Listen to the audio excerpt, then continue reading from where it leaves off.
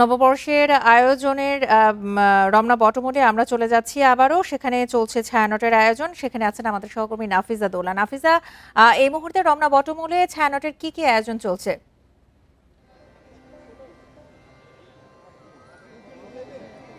যেটি বর্ষবরণকে সামনে রেখে কিন্তু এই ছায়ানট 1967 সালে এই আয়োজনে শুরু করে, যে আয়োজনের মূল উদ্দেশ্যই ছিল সব অপশক্তিকে তুচ্ছ করে সামনের দিকে এগিয়ে যাওয়া।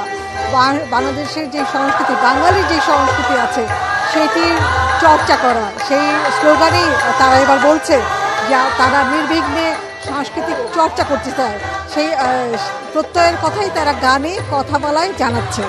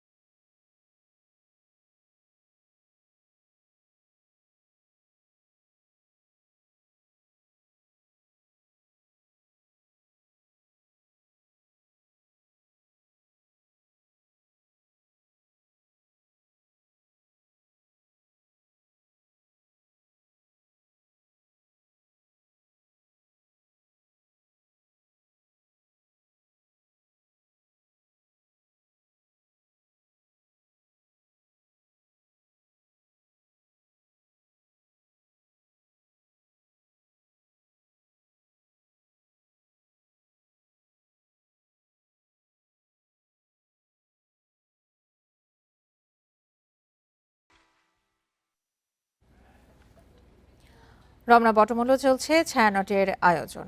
আমরা সরাসরি ছিলাম সেখানে।